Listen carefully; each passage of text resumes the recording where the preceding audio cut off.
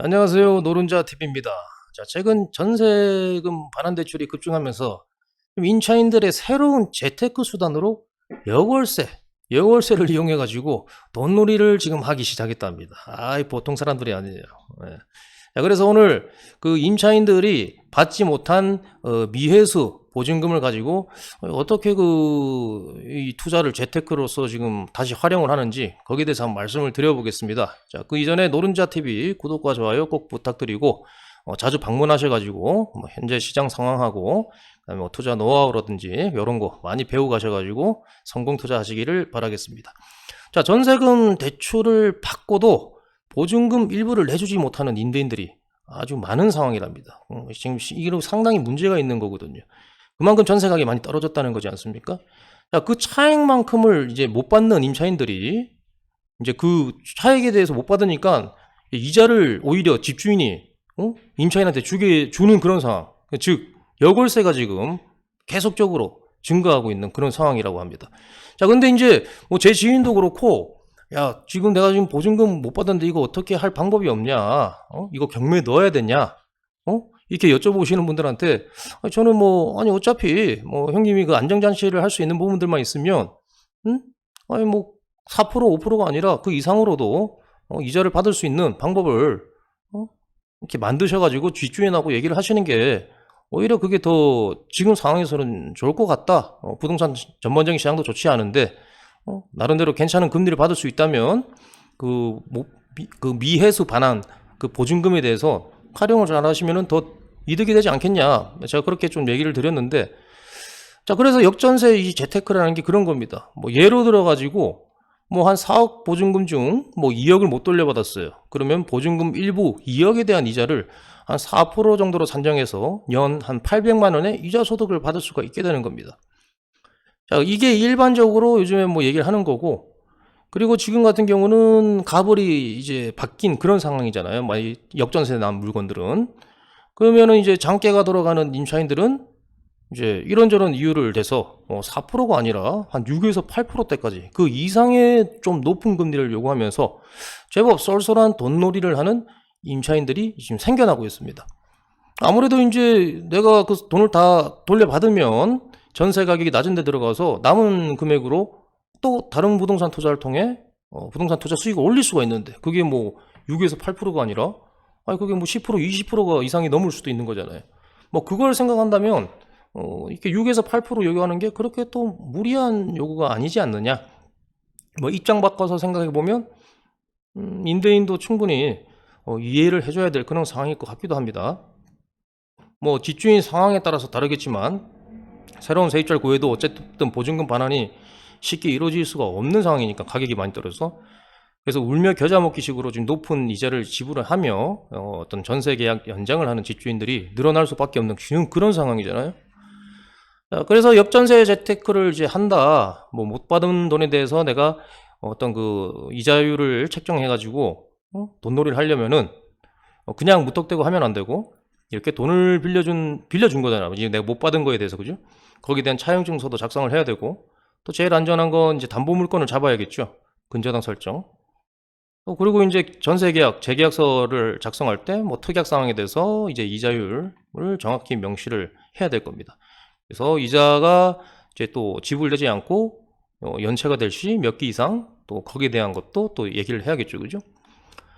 자, 여튼간에 이렇게 어려운 상황에서 내가 돈을 못 받았다고 징징댈 게 아니라 오히려 그것을 또 장점으로 성화를 잘 시켜서 새로운 재테크 수단으로 활용하면 또 임대인에게도 시간을 벌어주고 임차인은 또 거기에 대해서 또 나름 괜찮은 수익을 얻을 수 있으니 또 생각하는 거에 따라 가지고 그죠? 또 상황이 또 바뀔 수도 있다. 자, 어쨌든 간에 역전세가 이렇게 계속적으로 증가할 것 같은데 이런 상황이 그게 좋지 않은 상황이잖아요. 전반적으로 이제 전세 가격이 지금 떨어지면서 역전세가 계속 속출을 할 건데 그런데 이제 집값이 회복하고 있다. 지금 그다음에 다시 상승장으로 진입했다. 그렇게 얘기하는 언론이나 여론들, 그다음에 유튜브 그런 것을 우리 투자자들 입장에서 볼 때는 과연 진짜 또 지금 회복을 하고 있는 건가 보니까 급매물도 많이 소진됐고 그다음에 또 호가가 좀 오르는 추세인 것 같으니까 고민이 좀 많이 되는 그런 상황인 것 같습니다. 또 여기에 대해서 제가 좀 말씀을 드리자면, 지금 전세가는 떨어지고 있고 하반기에 2021년도에 했던 그 재계약 물건들이 올 하반기에 좀 나올 상황이거든요. 이런 상황에 전세금 하락 가능성은 더욱 좀 높다고 봐야 되지 않겠냐. 전세 가격 하락과 전세금 반환 대출이 지금 급증하는 것을 보면 현재 부동산 시장은 상승장에 진입했다고는 좀 보기에 적절치 않다라는 게 지금 개인적인 생각입니다. 최근 수년간 집값이 지금 많이 올랐던 어떤 송파구의 그 한 아파트는 2년 전 보증금이 14억이었는데 현재는 5억이나 떨어진 거의 9억대의 시세가 지금 형성돼 있다고 합니다. 뭐 여기 보면 리센츠나 잠실헬스 거의 뭐 송파의 대장급 아파트들이죠. 자, 어쨌든 이런 시세가 형성돼 있는데 새로운 임차인을 구해도 4억 원을 더 반환해 줘야 되는 상황이라는 거죠. 캐시로 4억을 바로 싸줄 수 있는 집주인들이 얼마나 되겠냐는 겁니다. 자, 전세 보증금 반환 대출이 급증하는 걸 보면 앞으로 사태가 좀 더 악화되지 않겠냐라고 우리가 충분히 예측해 볼 수 있는데, 여걸세로 이자를 내는 집주인들은 뭐 어떻게든 집을 좀 처분하려고 물건을 던질 가능성이 좀 중장기적으로 보면 높다는 거. 그게 내년에는 좀 더욱 심해질 것 같고, 시장의 매도 물량이 이제 쌓이기 시작하면 당연히 또 매수자들은 관망을 할 것이고 내년에 집값 하락 가능성은 매우 높다고 봐야 될 것 같습니다. 자, 전세보증금 반환 대출도 올 신규 대출만 한 4조 6천억을 넘었다고 하죠. 작년 대비 2.5배나 지금 증가한 상황이라는데, 당연히 반환 대출을 신청한 사람들이 많다는 것은 그만큼 이제 집주인도 이자에 대한 부담이 가중될 것이고, 또 그는 버티다가 어쩔 수 없이 던질 수 있는 매도 물량이 좀 늘어날 가능성이 높다는 거죠. 뭐 계속 이렇게 역전세가 날 것 같으니까 정부에서는 뭐 전세금 반환 대출이나 뭐 대출 규제를 완화시켜 가지고 좀 더 이제 시장을 좀 안정되게 하려는 그런 그 검토를 하고 있다는데, 근데 이제 암만 이 전세나 뭐 어떤 그 대출 부분이라든지에 대해서 어떤 그 역전세를 막기 위해서 이 전세금을 낮추면은 또 이제 개투기가 증가하지 않겠냐, 거기에 대한 또 우려들이 지금 나오고 있다는 거죠. 뭐 집값이 또 그렇게 또 대출을 풀면은 아무래도 돈을 활용해 가지고 전세를 끼고 살려는 수요가 많으면 집값이 오르지 않겠냐, 그래서 그렇게 고민하는 투자자들이 또 있다는 겁니다. 근데 이제 개투기가 증가하기에는 뭐 아직도 매정 갭이 지금 매우 지금 격차가 벌어져 있다는 거죠. 매매와 전세 가격의 격차가 지금 매정 갭이 50% 거의 밑으로 거의 40%대 뭐 이런 상황이다 보니까 대출을 한다 하더라도 현금이 많이 필요하다는 거죠. 뭐 10억짜리면은 5억 대출해도 또 5억에 대한 자금이 필요하잖아요, 그죠? 뭐 이런 상황이 뭐 섣불리 투자자들이 움직이기 힘든 상황이다. 즉 갭투기가 증가하기에는 아직도 매정 갭이 매우 높다는 거고, 또 거기다 지금 부동산 소비 심리도 회복하려면 좀 오랜 시간이 걸릴 것으로 봐야 될 것 같습니다. 자, 부동산은 고액의 자금이 필요하기 때문에 주식과 달리 투자 심리가 회복하는데 오랜 시간이 걸리게 되죠. 거기다 이제 주택 구매력 지수, 이런 주택 구매력 지수도 올 1분기 때가 지금 서울이 14.5배, 경기가 11배, 인천이 9.1배로 계속 증가 추세가 있다.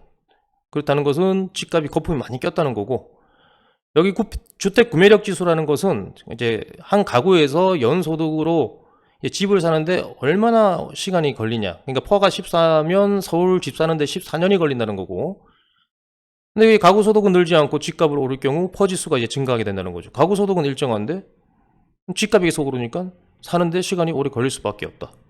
그러니까 14년도에는 퍼가 7이었는데 현재는 14배나 이제 뛰어버렸으니까 2배 이상 뛰었죠. 주택 거품이 엄청 끼었다는 걸 알 수 있습니다. 자, 이는 구매력이 지금 떨어질 가능성이 높고 거래량이 늘기가 쉽지 않은 상황이다. 그 거품이 끼어 있는 상황, 구매력이 적은데 가격 거품만 낀 상황이니까 거품이 또 꺼질 가능성이 많다는 거죠.